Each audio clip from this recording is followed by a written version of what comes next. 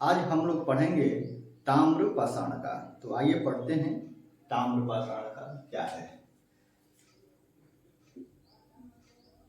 ताम्र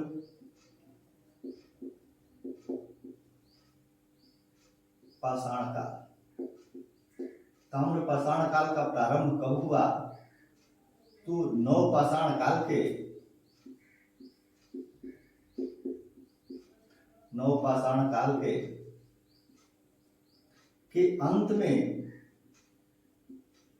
अंत में एक धातु की खोज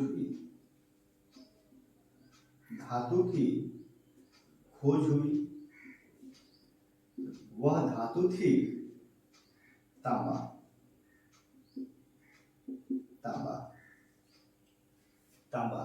नव पाषाण काल के अंतिम चरण में या अंत में धातु की खोज हुई, वह थी तांबा। क्योंकि तांबे के साथ साथ पाषाण का भी प्रयोग होता रहा, इसलिए इस काल को ताम्र पाषाण काल के नाम से जाना जाता है। ताम्र पाषाण काल के नाम से जाना जाता है। क्वेश्चन पूछता है कि मानव द्वारा खोजी गई पहली धातु क्या है? तो वह है तांबा। या मानव द्वारा प्रयोग में लाई गई पहली धातु कौन सी है? तो वह है तांबा। ताम्र पाषाण काल क्यों कहते हैं या क्यों कहा गया? क्योंकि तांबे के साथ साथ पाषाण का भी प्रयोग होता रहा, इसलिए इस काल को ताम्र पाषाण काल के नाम से जाना जाता है। इसकी विशेषता देखते हैं।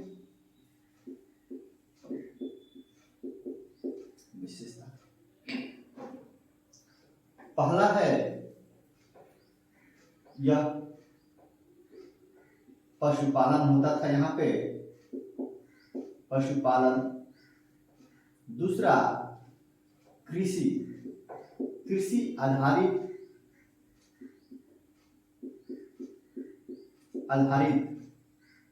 अर्थव्यवस्था था। कृषि आधारित अर्थव्यवस्था था। ग्रामीण कृषक समुदाय की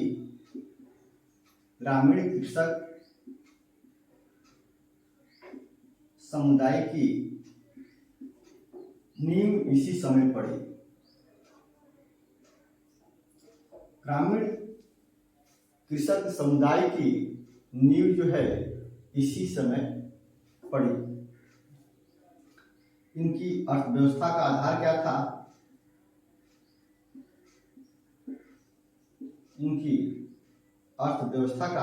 था? तो पहला था कृषि आधारित अर्थव्यवस्था, दूसरा था पशुपालन।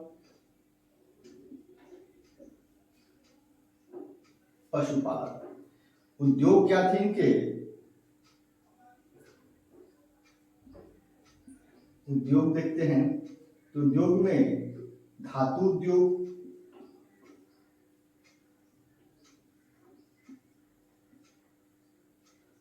दूसरा है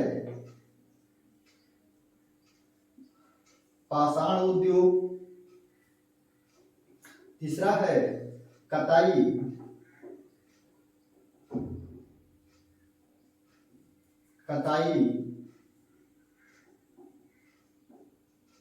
बुनाई का भी यहाँ पे काम होता था। वस्तुओं को एक स्थान से दूसरे स्थान पर ले जाने के लिए ये बैलगाड़ी का प्रयोग करते थे।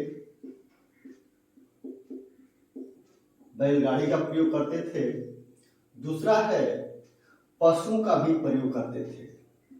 पशुओं पर वस्तुओं को लादकर एक स्थान से दूसरे स्थान पर ले जाया करते थे।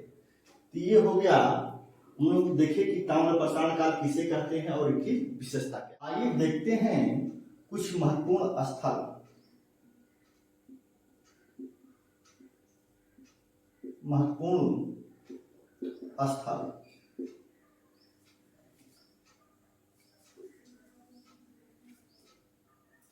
मध्य प्रदेश में, मध्य प्रदेश,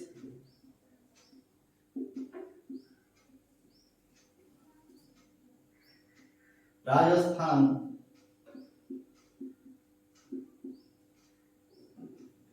दक्षिण भारत,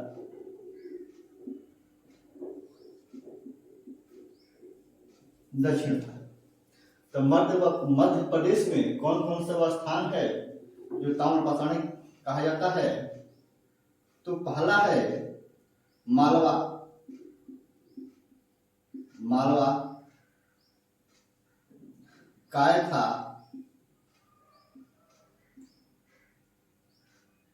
मालवा, कायथा, एरण, नवादा टोली,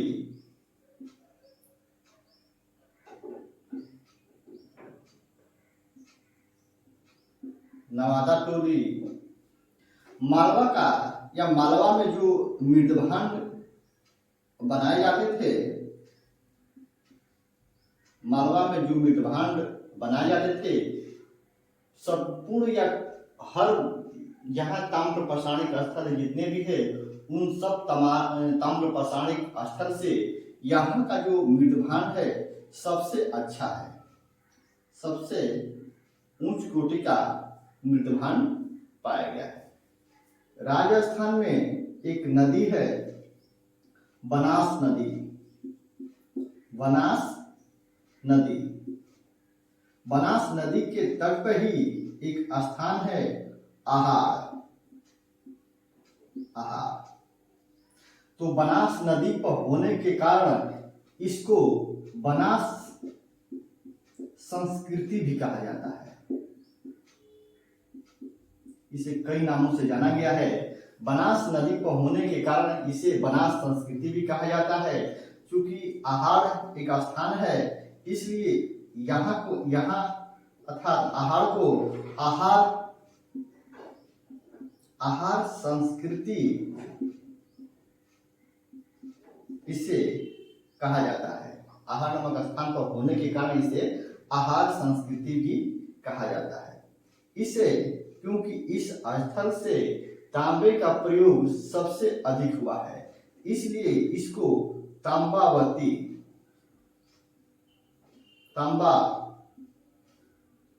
तांबावती के नाम से भी जाना जाता है। राजस्थान में जो ताम्रपाषाणिक स्थल है इसे कई नाम से जाना गया है। बनास नदी पर यह है कि इसे बनास संस्कृति भी कहा जाता है, इसे आहार संस्कृति भी कहा जाता है, इसे तांबावती संस्कृति भी कहा जाता है। दक्षिण भारत में एक जोरवे स्थान है,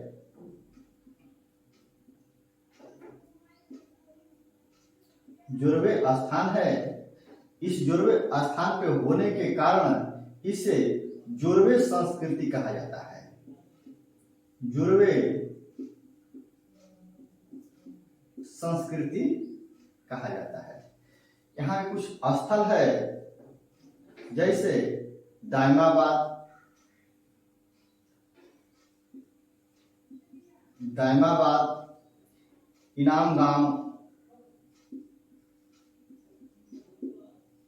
इनामगांव, दायमाबाद से ही एक रथ हाँकता हुआ पुरुष का मूर्ति पाया गया है। अब देखते हैं ये स्थल हो गया, इनके कर्मकांड क्या थे।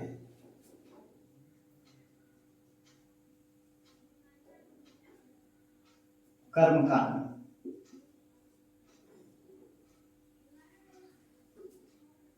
यहाँ के बहुत सारे स्थलों से अग्नि वेदियां पाई गई है, अग्नि वेदी पाई गई है। इस अग्नि वेदी में राख और किनारे किनारे अग्नि वेदी के अगल बगल कुछ हड्डियां पाई गई है। इससे यह पता चलता है कि ये भी पारलौकिक जीवन में विश्वास करते थे। मालवा से वृषभ वृषभ पूजा की जानकारी मिलती है। मालवा से वृषभ पूजा की जानकारी मिलती है। बहुत सारे स्थलों से कुछ मूर्तियां पाई गई हैं, मूर्तियां पाई भी गई हैं जो खंडित अवस्था में है। इन सब से यह मालूम चलता है कि ये भी कहीं न कहीं पारलौकिक जीवन में विश्वास करते थे। सावधान विधि, ये जो शव था वह शव को उत्तर और दक्षिण करके दफन करते थे। यहाँ पे भी दो विधि थी, एक पूर्ण थी समाधि या सावधान विधि और एक थी आंशिक। पूर्ण सावधान विधि के अंतर्गत किसी शव को गड्ढे में खोदकर उसे दफन कर दिया जाता था।